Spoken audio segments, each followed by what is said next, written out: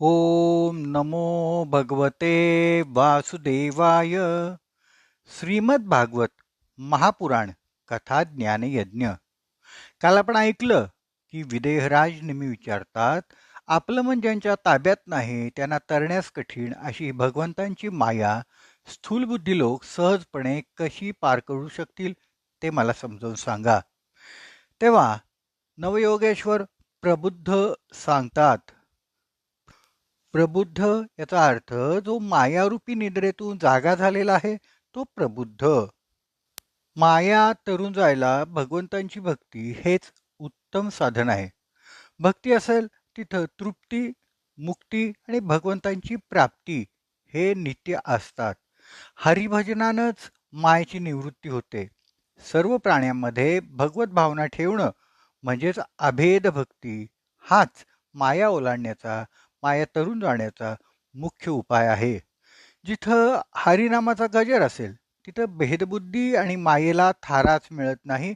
म्हणून आपलं परमकल्याण व्हावं असं ज्याला वाटतं त्यांनी गुरुना शरण गेलं पाहिजे. ज्याने शास्त्राचं अध्ययन केलेलं आहे, शास्त्रद्वारा निर्दिष्ट परब्रह्माचं चिंतन करीत ज्याचं मन शांत झालेलं आहे, म्हणजेच जो परब्रह्मात स्थित झाला आहे, अशा गुरूंच्याकडं गेलं पाहिजे. त्यांच्याकडे जाऊन भागवत धर्माचा उपदेश प्राप्त केला पाहिजे. कारण गुरु केवळ देवच नाही तर आत्माही आहेत. त्यांना आपला इष्टदेव मानून त्यांच्याकडून ह्या धर्माची शिकवण चांगल्या प्रकारे घेतली पाहिजे आणि ते जे साधन सांगतील ते कपट, माया इत्यादी सोडून चांगल्या प्रकारे आचरलं पाहिजे. त्याचबरोबर मनातून असंग बनण्याचा प्रयत्न केला पाहिजे. केवळ दीक्षा देणारे गुरु नको आहेत, तर आपल्या जीवनाला दिशा देणारे दिशागुरू हवेत. माया तरुण राहण्यासाठी भगवत प्राप्तीच्या शास्त्रांवर श्रद्धा ठेवावी. कुणाचीही निंदा करू नये, सत्य बोलावं, मौन पाळावं, मनाचा निग्रह करावा. आपल्याला जे जे प्रिय असेल ते सर्व भगवंत चरणी अर्पण करावं. आपापसात नेहमी भगवंतांच्या लीला, गुण, चरित्रांची चर्चा करावी. हृदयामध्ये प्रेमभक्तीचा त्यामुळे उदय होतो. रोमांच उभे राहतात, रडू येतं, हसू येतं, भान विसरतं. त्यामुळं मन शांत होतं. तेव्हा संपूर्ण जीवन त्याला समर्पित आहे असा मनामध्ये निश्चय होतो. तेव्हाच माया आपण पार करू शकतो. अशा प्रकारे भागवत धर्माचे सिद्धांत गुरूंच्याकडून आत्मसात जो करतो त्याला भगवत भक्तीची प्राप्ती होती आणि तो नारायण पारायण होऊन मायेच्या कचाट्यातून सुटतो. नदीमध्ये मासे पकडणारा कोळी आपलं जाळं पसरून उभा राहतो. तेव्हा त्याच्या पायाशी येणारे मासे त्या जाळ्यात अडकत नाहीत. त्याचप्रमाणे जे भगवंतांना शरण जातात ते मायेमध्ये फसत नाहीत. त्यालाच गीतेमध्ये मामेव ये प्रपद्यन्ते म्हणलं आहे. पावलाच्या वरच्या बाजूला प्रपद म्हणतात. प्रपद्यन्ते म्हणजे जे त्याच्या जवळ राहतात, अर्थात जे भगवंतांना शरण जातात त्यांच्यावर मायेचा काहीच प्रभाव चालत नाही. पण जे लोक भोगामध्ये आसक्त होऊन भोग भोगण्यासाठी भगवंतांच्या चरणापासून दूर जातात ते मात्र मायेत फसतात. ज्याच्या शब्दामध्ये प्रभाव आहे असा गुरु हवा. जेव्हा गुरु वेदोक्त आचरण करतो तेव्हाच त्याच्या शब्दात प्रभाव निर्माण होतो. ज्याला साखर खाऊ नको असं सांगायचं असेल त्यांनी प्रथम स्वतः साखरेचा त्याग केला पाहिजे. तरच त्याच्या तू साखर खाऊ नकोस या शब्दामध्ये शक्ती येते, प्रभाव येतो. गुरुच्या वाणीनी प्रभाव होत नाही तर स्वतः तसं ते आचरण करत असतील तरच वाणीद्वारे त्याचा प्रभाव दिसून येतो. वक्ता जी कथा सांगतो ती स्वतःच ऐकली पाहिजे, तरच त्या कथेत भाव निर्माण होईल. शब्दात निष्णात हवा, शब्दाचा उपासक हवा, परब्रह्माची सेवा करणारा हवा, सेवा करण्यात निष्णात हवा. पण व्यवहार प्रपंचामध्ये शून्य असावा, व्यवहारात न पडणारा असावा. शब्दब्रह्म जाणणारा, परब्रह्माची सेवा करणारा, पण व्यवहारात काहीही न बघणारा गुरु हवा. गुरूंची परीक्षा कधी घेऊ नये. सत्संगाने, विवेकाने गुरु जाणावा. अशा गुरूंच्या मदतीनं आपण माया पार करू शकतो. अशा रीतीनं विदेहराज निमीनं माया तळण्याचा उपाय ऐकला. तेव्हा त्याला आणखीन काही प्रश्न पडले. तो म्हणाला, आपण जो नारायण पारायण होतो तो विनासायास माया पार करू जातो. कृपा करून आपण नारायणाचं स्वरूप कसं आहे ते सांगावं, त्यांचा स्वभाव कसा आहे ते सांगावं. या प्रश्नाचं उत्तर नवयोगेश्वर पिप्पलायन देतात. पिप्पलायन म्हणजे जो पिंपळ वृक्षाच्या आश्रयानं राहतो आणि सदा परमात्म्याशी लीन असतो तो पिप्पलायन. नवयोगेश्वर पिप्पलायन सांगतात, जे या जगाची उत्पत्ती, स्थिती आणि प्रलयाचं कारण आहेत, स्वतः मात्र कारण रहित आहेत. जिच्या सत्तेनं शरीर, इंद्रिये, प्राण, अंतःकरण ही सर्व चेतन होऊन आपापली कामं करतात, त्याच परमसत्य वस्तूला नारायण समजावं. जेव्हा सृष्टी नव्हती तेव्हा केवळ नारायण तत्व होतं. त्यालाच प्रकृती म्हणलं गेलं असं वेदांमध्ये नारायणाचं वर्णन आहे. तसं म्हणलं तर नारायण सृष्टीचे सृजन, पालन, संहार करतात म्हणलं तर खरं आहे. पण हे करत नाहीत म्हणलं तर तेही खरं आहे. तसंच नारायण हे जागृती, स्वप्न, सुषुप्ती या अवस्थेमध्ये साक्षी रूपाने असतात असं म्हणलं तर खरं आहे. पण ते साक्षी रूपाने नसतात असं म्हणलं तर तेही खरं आहे. ही नारायणाची कृपा आहे किंवा ही नारायणाची कृपा नाही असं म्हणलं तरी दोन्ही खरं आहे. नारायणाची 3 स्वरूपं आहेत. नारायण, परमात्मा आणि परब्रह्म. जसे मी आईकडे गेलो तर तिचा मुलगा, मुलाकडे गेलो तर त्याचा पिता, पत्नीकडे गेलो तर तिचा पती असतो. जरी मी एकच असलो तरी प्रत्येकाजवळ माझं स्वरूप वेगळं आहे. तसेच नारायण हे सगुण साकार भगवंतांचं रूप आहे. त्यांचे गुण काय आहेत तर हातामध्ये चक्र आहे, गदा आहे, पद्मासन घालून ते तप करत आहेत, जवळ शंख चक्र ठेवलेले आहेत. हे त्यांचे गुण आहेत. त्यांना आकारही आहेत, ते दिसतात. म्हणून नारायणाचं सगुण साकार रूप आहे.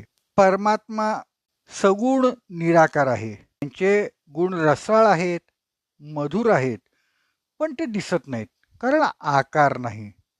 ते भागवत पुराण परमात्मा आहेत. परब्रह्माला ना कोणता गुण ना कोणता आकार. माझ्या शेजारी ते आहे पण दिसत नाही. समोरच्या माईकमध्ये आहे पण दिसत नाहीत. ते निर्गुण निराकार परब्रह्म आहे. पण या परब्रह्माचं आपल्याला दर्शन का होत नाही? नारायणांचं दर्शन का होत नाही? नारायणाचं दर्शन, ब्रह्माचं दर्शन शास्त्रानी, वेदानी, नीतीनी, ज्ञानानी कधीही होणार नाही. परब्रह्माचं दर्शन हवं असेल तर भगवंतांच्या मिलनाच्या आर्ततेनं, प्रेमाभक्तीने होणाऱ्या विराग्नीनं आपल्या हृदयातील काम, क्रोध, मद, मत्सर, मोह, विषय, वासना जाळून भस्म करायला हव्यात. त्याखेरीज परब्रह्माचं दर्शन होणार नाही. लक्षात घ्या, प्रकाश आहे, दृष्टी आहे, आरसा आहे, भगवंतही आहेत, तरी सुद्धा आपल्याला भगवंतांचं दर्शन का होत नाही? आपला चेहरा बघण्याकरता आरसा लागतो ना, तसंच भगवंतांना पाहण्याकरता सुद्धा आरसा लागतो. पण तो कोणता आरसा? मनाचा आरसा लागतो. कारण ते आपल्यामध्येच आहेत. सर्व आहे तरीही भगवंत दिसत नाहीत. कारण मनाचा आरसा, चित्त, मन मळलेलं आहे. ह्या मनाच्या आरशावर मद, मत्सर, मोह, द्वेष जमलेले आहेत. तेव्हा हा आरसा पुसून स्वच्छ करायला हवा तरच भगवंत दिसतील. आणि यासाठीच श्रीमद भागवतला शरण जावं लागेल. भागवत श्रवणानं मनाचा आसरा स्वच्छ झाला की भगवंतांचं दर्शन होईल. भागवत हे आई स्वरूप आहे, तर परब्रह्म, नारायण, परमात्मा हे पिता स्वरूप आहेत. आपण सगळे श्रोते, कथावाचक, त्यांची बाळं आहेत, त्यांची मुलं आहेत. आपण सगळीकडे बाहेर हिंडतो, फिरतो, तेव्हा काम, क्रोध, मद, मत्सर अशा अनेक विकारांनी मलिन होतो. आपण घरी आलो की बाहेर वडील बसलेलेच असतात. ते वडील म्हणतात, "अरे काय करून आलास? जा बरं आईकडे जा." आपले वडील आपल्याला जवळ घेत नाहीत. वडिलांचा, पिताजींचा हा स्वभावच आहे. मन, चित्त मलिन असेल तर ते जवळ घेणार नाहीत. आपण आईकडं मलिन अवस्थेत गेलो तर ती पटकन आपल्याला स्वच्छ करेल, अंघोळ घालेल, केस विंचरेल, पावडर लावेल, चांगले कपडे घालून गंध लावेल. आई असं नाही म्हणणार की तू मलिन आहेस ना, जा तुझ्या पिताजींच्याकडे जा, वडिलांच्याकडे जा. मुलगा स्वच्छ सुंदर वस्त्र घालून आल्याबरोबर वडील म्हणतात, अरे वा, छान बाळा, ये इकडं, आणि उचलून मांडीवर घेतील. अंतःकरण, हृदय निर्मळ असेल तरच नारायण जवळ घेतील आणि दर्शन देतील. आणि ह्यासाठीच महर्षी व्यास सांगतात, तुम्ही भागवताचा आश्रय घ्या. भागवताने मन चित्त निर्मळ होतील, मग नारायण तुम्हाला उचलून मांडीवर बसवतील. त्यासाठी केवळ प्रेमलक्षणा भक्तीच हवी. प्रेमलक्षणा भक्तीचं सामर्थ्य आहे की भगवंत तुम्हाला हव्या त्या रूपात दर्शन देतील. नारद परब्रह्माचं दर्शन घ्यायला निघाले, शोधायला निघाले. नारायणांना नारदाने श्रुती म्हणजे वेदामध्ये शोधलं, नीतीमध्ये शोधलं, शास्त्रामध्ये शोधलं, पुराणांमध्ये शोधलं, पण नारायण परब्रह्म दिसलेच नाहीत, सापडलेच नाहीत. मग नारदांना परब्रह्म दिसलं का नाही? नारद शोधत शोधत गोकुळात गेले तेव्हा नंदबाबाच्या वाड्यासमोर त्यांना परब्रह्म दिसलं. कसं होतं परब्रह्म? नंदाच्या वाड्याचा उंच उमरा ओलांडून परब्रह्म बाहेर येत होतं. ते उमऱ्यावर चढून बसलं आणि मग बाहेर उतरण्यासाठी त्यांनी तोंड फिरवलं. मग हाताने उमऱ्याची आतली बाजू पकडून हळूहळू पाय खाली सोडायला लागलं. पायाच्या बोटाने खाली आधार शोधला, पण त्यांना काही आधार सापडला नाही. बघता बघता सगळे पाय सोडले आणि ते परब्रह्म हातानं उमऱ्याला लटकायला लागलं. तरी खाली आधार नाहीच मिळाला. मग मात्र घाबरून परब्रह्म ओरडायला लागलं, मैया बचाव, मैया बचाव. नंदाच्या वाड्यासमोर उंबऱ्याला धरून खाली लोंबकळणारे, घाबरलेले, वाचवा वाचवा ओरडणारे परब्रह्म नारदांनी पाहिलं. केवळ आणि केवळ प्रेमभक्तीनंच परब्रह्माचं दर्शन झालं. ते परब्रह्म गोकुळातल्या एका घराजवळ आलं की परब्रह्माला पाहून गोपी हातात लोणी घेऊन दाखवतात. जवळ येऊन परब्रह्म लोणी मागतंय तर गोपी सांगते, लोणी हवं असेल तर नाच करून दाखव. आणि नारदाने परब्रह्माला गोपींच्या दारात सुपारी एवढ्या लोण्यासाठी नाचताना पाहिलं. नारायण परब्रह्माचं दर्शन हवं तर भगवंतांच्या चरणकमलांच्या मिलनाच्या विरागनीनं मद, मत्सर, काम, मोह भस्म झाले, हृदय निर्मळ झालं, हृदय स्वच्छ झालं की परमात्माचं दर्शन आपल्याला घडतं. विदेह राजा निमीला ह्या उत्तरानं अतिशय आनंद झाला आणि त्याने पुढचा प्रश्न विचारला, ज्या योगे मनुष्य शुद्ध होऊन त्याला लवकरच कर्मफल त्यागानं मिळणारी श्रेष्ठ नैष्कर्म्यावस्था प्राप्त होते, त्या कर्मयोगाचा मला उपदेश करा. मला या प्रश्नाचं उत्तर सनकादिकांनी दिलं नाही. त्याचं कारण काय असावं बरं, हेही मला सांगावं. या प्रश्नाचं उत्तर नवयोगेश्वर आविर्होत्रांनी दिलं. आविर्होत्र याचा अर्थ श्रोत्यांच्या कानामध्ये प्रत्यक्ष ज्ञानाचं जो हवन करतो तो आविर्होत्र. आविर्होत्र राजाला म्हणतात, राजन, तुला सनतकुमाराने ह्या प्रश्नाचं उत्तर का दिलं नाही ना, त्याचं प्रथम कारण मी तुला सांगतो. कर्माविषयी पंडित लोक सुद्धा मोहित होतात आणि त्यावेळी तू तर लहान होतास. त्यावेळी कर्म, अकर्म, विकर्म ह्यांच्यातील रहस्य जाणण्याइतकी तुझी बुद्धी परिपक्व झालेली नव्हती, म्हणून त्यावेळी सनतकुमाराने तुला काही उत्तर दिलं नाही. आपण कर्म करतो ते सुखप्राप्तीसाठी, पण काय मिळतो? दुःखच पदरात पडतं. कर्माचे प्रकार 3 आहेत: कर्म, अकर्म आणि विकर्म.